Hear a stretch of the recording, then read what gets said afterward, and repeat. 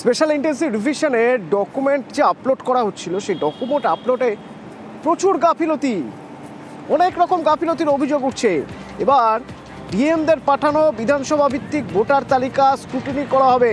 রাজ্যের সিও দপ্তর চূড়ান্ত তালিকা তৈরিতে সতর্ক। আরও জানবো, আমার সঙ্গে সোমরাজ রয়েছেন। সোমরাজ, 28 ফেব্রুয়ারি চূড়ান্ত ভোটার তালিকা প্রকাশ। তার আগে চূড়ান্ত ভোটার তালিকা প্রকাশ নিয়ে যথেষ্ট সতর্ক রাজ্যের মুখ্য নির্বাচনী আধিকারিকের দপ্তর। বিশেষ করে বিভিন্ন জেলা শাসকের দপ্তর থেকে বা ডিস্ট্রিক্ট ইলেকশন অফিসারের থেকে যে বিধানসভা ভিত্তিক তালিকা এসে পৌঁছাবে রাজ্যের মুখ্য নির্বাচনী আধিকারিকের দপ্তরে, এই তালিকা ফের স্ক্রুটিনি করবে রাজ্যের মুখ্য নির্বাচনী আধিকারিকের দপ্তর। কারণ সম্প্রতি দেখা যাচ্ছে বেশ কিছু ডকুমেন্ট আপলোড নিয়ে অভিযোগ উঠছে। শুধু তাই নয়, সম্প্রতি কয়েকজন সরকারি আধিকারিককে সাসপেন্ড করলো এসআইআর এর কাছ থেকে জাতীয় নির্বাচন কমিশন।